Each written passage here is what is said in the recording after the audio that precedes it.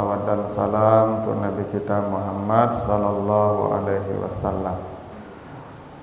Bapak Ibu yang saya muliakan, kita lanjutkan kembali bahasan kita dalam bab al-janaiz, hadis-hadis yang menjelaskan perkara jenazah. Kita terakhir sampai hadis Aisyah, hadis riwayat Abu Dawud. Diceritakan ketika para sahabat hendak memandikan Rasulullah, maka para sahabat itu bingung. Wallahi ma nadri ya nujarridu Rasulullah kama nujarridu mautana amla. Apakah ketika dimandikan ini pakaian Nabi dibuka sebagaimana kita membuka pakaian yang lain, atau kita mandikan Nabi dengan pakaiannya. Jadi ketika Nabi hendak dimandikan itu sahabat bingung, ini mau dibuka baju Nabi seperti biasanya kita memandikan jenazah, atau dibiarkan kita mandikan Nabi dengan baju-bajunya. Lalu diceritakan semua mereka seperti tertidur, tapi tidak tidur. Seperti tertidur, tiba-tiba seperti sepakat mereka, ada seperti suara atau arahan yang mana mereka tidak membuka baju Nabi. Akhirnya Nabi dimandikan dengan bajunya yang di badan itu. Nah, ini menjadi isyarat memandikan jenazah tidak mesti dibuka baju yang dipakainya. Jadi boleh memandikan jenazah itu dengan bajunya sekalian. Karena prinsip mandi itu meratakan air ke seluruh badannya, bukan memberi dia sabun, bukan memberi dia pewangi. Tidak. Mandi itu yang penting air rata ke badannya dan dia sudah suci. Karena mandi jenazah itu sama dengan mandi junub. Yang penting dalam mandi jenazah dan mandi junub itu suci, bukan bersih. Ya, secara fisik mungkin tidak bersih, tapi secara syariat dia suci. Ya, dalam ibadah termasuk mandi jenazah, itu sucinya yang diminta. Makanya Bapak Ibu kalau junub, misalnya mandi junub, itu mencabur saya ke dalam air itu membandam saya itu keluar. Nah, itulah suci itu. Walaupun bangun situ baru, ini tidak berasi dah, tapi suci. Nah, makanya memandikan jenazah itu boleh tidak dibuka bajunya, karena Nabi diceritakan dimandikan tanpa membuka baju beliau. Cuman bagi kita tidak biasa aja. Kalau kita biasa memandikan jenazah kan dibuka bajunya. Nah, kalaupun dibuka bajunya, jangan membuka baju jenazah seperti membuka baju orang hidup, tapi gunting saja, ya, gunting saja dan dibuang sajalah. Tidak pun lagi dipakai dan dicuci. Itu tadi terakhir kita bahas tentang jenazah. Sekarang kita bahas hadis dari Ummi Atiyah, ya, hadis riwayat Al-Bukhari. Dakhala alaina Nabi sallallahu alaihi wasallam wa nahnu nughassilu ibnatahu faqala igsilnaha salasan aw khamsan aw aksar min zalika in ra'aitun nazalika bima'in wa sidrin wa ja'alna fil akhirati kafura aw syai'an min kafurin falamma fazaqna azannahu fa'alqa ilaina ya hikwahu faqala ash'irnaha iyahu. Ini hadis muttafaq alaih. Dan ditambah dalam riwayat lain fadafarna sya'raha salasata qurunin. Jadi diceritakan ketika Zainab meninggal dunia. Jadi putri Nabi Zainab meninggal dunia. Jadi Nabi itu punya anak 6 dari Khadijah. Dari 6 ini 5 meninggal sebelum Nabi, ya. 5 orang anak Nabi meninggal sebelum Nabi, yang dari Khadijah. Sebenarnya 6 meninggal sebelum Nabi, termasuk Ibrahim, anaknya Maria Kiptiah. Nah, jadi hanya Fatimah yang meninggal setelah Nabi. Nah, ketika Zainab meninggal dunia, maka yang memandikannya itu dari kerabatnya, termasuk salah satunya namanya Ummu Atiyah. Jadi Ummu Atiyah ini bercerita ketika kami memandikan Zainab, Nabi masuk menemui kami. Nah, ini bolehnya seorang mahram ya ikut terlibat dalam memandikan mahramnya. Jadi kalau anak saya meninggal ya saya boleh saja di sana. Ya, atau ibu saya ya boleh, saudara perempuan saya ya boleh. Jadi ketika ibu-ibu ini para sahabat perempuan memandikan Zainab anak Nabi, Nabi masuk. Nabi masuk. Kata Nabi kepada yang memandikan, kalian mandikan dia 3 atau 5 atau lebih. Nah, jadi memandikan jenazah itu yang penting kan air rata ke seluruh badan, itu sudah suci. Tapi sunnahnya mandi itu ganjil 3, 5 atau lebih. Dengan air yang dicampur bidara. Dan jadikan mandi terakhirnya air yang dicampur dengan kafur. Ini perintah Nabi begitu. Jadi sediakan air itu 3. Ini mandi 1, ini mandi 2. Ya, mandi 1 dan mandi 2 itu airnya dicampur dengan bidara, daun bidara. Sudah daun bidara. Kenapa daun bidara? Wallahu a'lam. Daun bidara itu bisa menghilangkan aroma, termasuk melenturkan jasad yang kaku, salah satunya itu.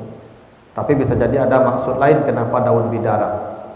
Kalau kita sekarang dicampur dengan jeruk nipis, ya, nah itu bagus juga karena jeruk nipis itu bisa melenturkan, ya, di samping menekan aroma. Nah, tapi yang jelas air mandi 1 dan mandi 2 itu dicampur dengan bidara kata Nabi, bidara.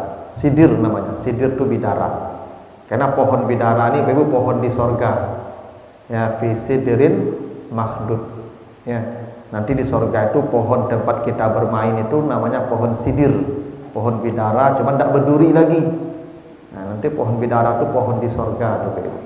Entah apa rahasianya, tapi kata Nabi campurlah airnya dengan daun bidara, dengan bidara. Kalau sekarang Bapak Ibu ada serbuk, ya Bapak Ibu kalau membeli perlengkapan memandikan jenazah itu minta saja serbuk bidara.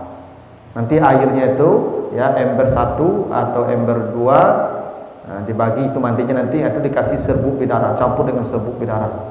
Itu sunnahnya begitu. Tapi ini tidak wajib ya, ini sunnah saja. Nah, mandi terakhir, mandi ketiga atau mandi kelima itu air yang dicampur kafur, kafur barus. Jadi kafur barus itu dicairkan tuh, digiling sampai dia halus, lalu kemudian diaduk ke dalam air mandi terakhirnya. Nah, cara mandinya apa Ibu? Mandi pertama itu dibersihkan dulu, gosok, mandi, sabun apa segala macam, siram. Nah, setelah bersih itu mandi 1 namanya. Ya, itu mandi 1. Nah, mandi 2 disiram saja, tidak perlu digosok lagi. Mandi 2 disiram saja, siram, itu mandi 2. Mandi 3 yang dengan kafur tadi, siram lagi, tidak lagi digosok-gosok. Gosok-gosok itu hanya mandi 1 saja, gosok mandi 1. Mandi 2, mandi 3 hanya sunnah saja. Untuk mengambil sunnah saja diganjilkan menjadi 3. Sebenarnya mandi itu sekali saja. Mandi pertama saja sudah mandi namanya itu. Cuman kalau ingin ngambil sunnah, yang 2 disiram saja, yang 3 juga disiram saja. Siram saja, tidak perlu lagi digosok-gosok. Ya, itu sunnah mandinya begitu. Dan Bapak Ibu tidak ada memang perintah mewudukkan. Karena jenazah itu tidak perlu diwudukkan. Kenapa tidak perlu diwudukkan? Karena mandi junub itu sudah include wuduk di dalamnya. Karena semua jenazah itu dihukum junub. Dan junub itu hadas besar. Hadas besar disucikan dengan mandi. Hadas kecil disucikan dengan wudhu. Bila orang sudah bersuci dengan mandi junub, berarti dia tidak perlu berwudhu lagi. Makanya Bapak Ibu kalau sudah mandi junub, tidak perlu berwudhu lagi, langsung saja salat. Kan begitu perintah Allah, "Iza kumtum ila salat faghsilu wujuhakum." Bila engkau hendak salat, basuh muka, basuh tangan dan seterusnya, berwudhu maksudnya itu. Wa in kuntum junuban, kalau kamu junub, fattaharu, mandi. Berarti wudhu dan mandi itu sama-sama bersuci. Wudhu bersuci dari yang kecil, mandi bersuci dari yang besar. Bila yang besar sudah suci, yang kecil pasti suci. Tapi tidak sebaliknya. berwudu tidak bisa menghilangkan janabah. Janabah hanya bisa dihilangkan dengan mandi. Bila dia mandi junub berarti wudu include di sana. Kan wudu hanya membasuh sebagian, muka, tangan, kaki. Kalau mandi semua, tidak ada yang tertinggal, Pak. Berarti mandi junub sudah ya menjadi kebolehan orang untuk salat, tidak perlu berulang-ulang wudu. Ya, tapi kita biasanya wudu lagi. Karena Rasul-Rasul tidak afdal, Pak, kalau tidak wudu sudah mandi gitu ya. Kalau mandi biasa ya harus berwudu, karena mandi biasa tidak ada niat. Ibu bapak tidak berniat. Nah, kalau mandi junub kan berniat. Nah, makanya jenazah itu tidak perlu diwudukan, walaupun ya dalam kebiasaan kita sebelum dia dimandikan diwudukan dulu. Jadi mewudukan jenazah itu sebelum dimandikan. Sama seperti kita mandi junub. Ibu bapak kalau mandi junub kapan berwuduknya? Sebelum mandi junub, ya toh? Sebelum mandi junub itu berwuduk dulu. Maka jenazah juga begitu, wudukkan dulu baru dimandikan. Bukan dimandikan dulu baru diwudukkan. Ya. Ada pula sebagian tuh kalau sudah mandi diwudukkan, itu tidak boleh disentuh jenazah lain. Jangan disentuh ya lah, batal wuduknya kau, gitu ya. Untuk apa pula batal wuduk jenazah itu? Wuduk itu orang mau salat, orang hidupnya mati kalau semayangan, ada masalahnya. Tidak ada itu batal wuduk jenazah itu, tidak ada. Data dari mana pula dalilnya batal wuduk jenazah? Ya kan, jenazah itu tidak ada. Kalau memang dia habis mandi lalu ada istrinya menyentuh, tidak apa-apa, tidak ada batal wuduknya. Memang dia tidak diwudukkan, ya, dan dia tidak perlu salat juga. Makanya kalau mau diwudukkan jenazah itu baiknya sebelum dimandikan dia diwudukkan. Seperti kita mandi janabat, sebelum mandi berwudu, itu sunnahnya. Tapi kalau setelah mandi diwudukan juga tidak apa-apa, ya boleh saja. Tapi prinsipnya yang wajib mandi, bukan wuduknya. Karena kalau sudah dimandikan maka wudu include di sana. Nah, setelah dimandikan Nabi membawakan itu pakaian yang hendak dipakai oleh Zainab, gitu ya. Jadi kata Nabi, pakaikan dia di badannya. Jadi dipakaikan pakaian yang biasa dipakai Zainab itu. Ya, jadi itu makanya saya katakan tadi kemarin bahwa kafan itu tidak mesti juga ya harus berbentuk pocong ya. Ini dipakaikan baju biasa dipakai Zainab, pakaikan ini dulu. Baru nanti dibungkus dengan kafan. Dan kata Nabi kepang rambutnya. Maka mereka pun mengepang rambut Zainab 3 kepang. Jadi ibu-ibu kalau memandikan jenazah perempuan nanti, rambutnya itu dikepang 3, sunnahnya. Ya, kepang kanan, kepang kiri, kepang di tengah. 3 kepangnya. Kalau dulu, ya awak sekolah dulu kan 2 kepang kepang 2 ya. Kalau orang mati kepang 3, rambutnya dikepang 3. Jadi kanan, kiri dan di tengah kepang 3. Itu ya tergantung rambutnya ibu. Kalau rambutnya panjang kepang 3. Tapi kalau rambutnya keteknya kepang senabah. Tapi jangan kepang 2. Kepangnya ganjil pula. 1 atau 3. Jangan mode sekolah SD dulu kan kepang 2. Hendaknya kamu masuk kubuh kepang ciet. Ya, kalau tidak 3. Itu sunnahnya begitu. Tapi kalau tidak berambut lain lama sakit rontok rambut itu. Jadi kepang dia ada di kepang lain dia kungkui dia gitu ya. Tapi sunnahnya perempuan tu rambutnya dikepang 3 karena anak Nabi Zainab itu ya rambutnya dikepang 3 ketika ya dimandikan. Begitu kalau perempuan ya. Kan ibu memandikan jenazah perempuan tu. Nah, hadis dari Aisyah, hadis Bukhari Muslim. Kufina Rasulullah sallallahu alaihi wasallam fi salasati aswabi baidin suhuliyatin min kursufin laisa fiha kamisun wala imamatun. Rasulullah itu dikafankan dengan 3 lembar kain putih yang terbuat dari kapas. Ya, tanpa baju dan tanpa sorban. Ini nih. Jadi Bapak Ibu, Nabi itu dikafankan dengan 3 lembar saja. Tidak ada baju, tidak ada sorban. Artinya baju dan sorban itu sunnah. Jadi kalau ada yang pakai baju, kan biasanya kita dibikinkan bajunya, dibikinkan sorbannya. Ya tidak apa-apa. Cuma Nabi dikafankan 3 helai saja, tanpa baju, karena baju Nabi baju yang dibawa mandi saja dibungkuskan. Jadi Nabi yang dibikinkan bajunya dan tanpa sorban pula Nabi dibikinkan kafannya. Dan kafan Nabi itu kain yang terbuat dari kapas, karena kain kapas itu mudah hancur. Ya, mudah hancur. Kalau benang itu agak lama hancurnya.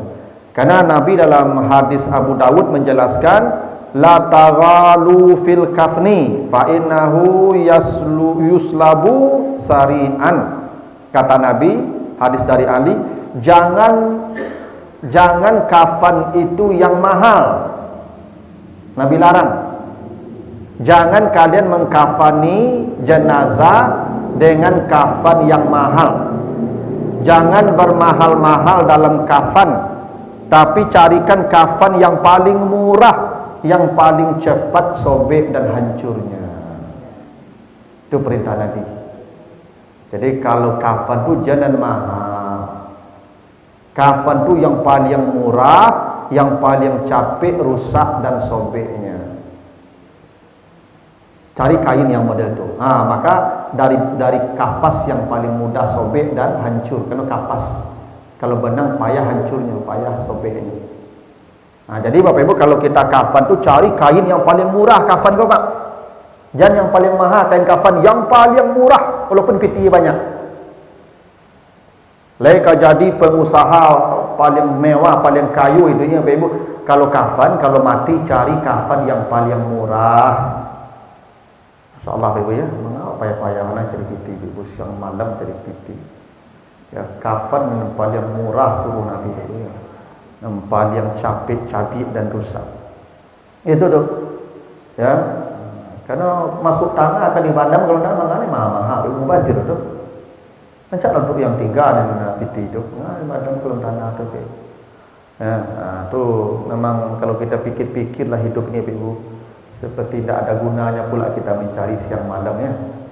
Itu yang akan dikuburkan bersama kita kain yang paling murah, yang paling gampang sobek dan hancur. Itu ya, dari kapas. Nah, jadi nanti kalau bisa Ibu kain kafan itu letak di lemari lah.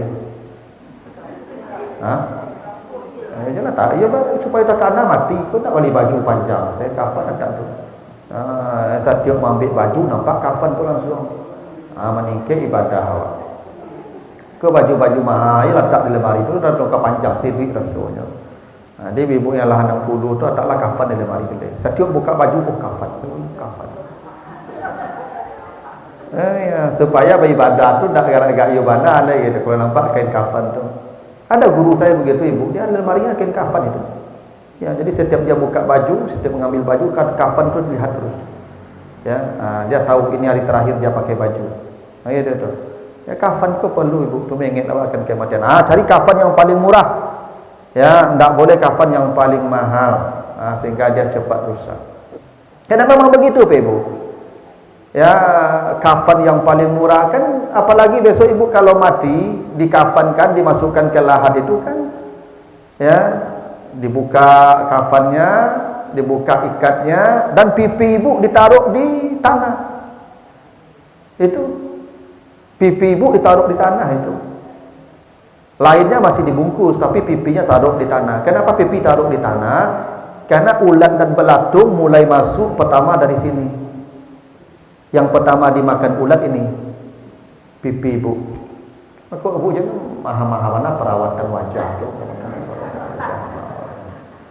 Perawatan wajah sekali perawatan 5 juta, 6 juta. Padahal itu yang pertama dimakan ulat dan belatung besok tu, pipi itu. Ya, cak Ibu sedekahkan anak yatim, orang miskin, masaji kan, wajah Ibu rancak besok. Wajah modeko pun berawat-awat je lah. Ya, pada asalnya Nabi dari doa lah. Aduh orang sibuk, aduh ibu-ibu lah tua-tua sibuk ya perawatan bagai ka RH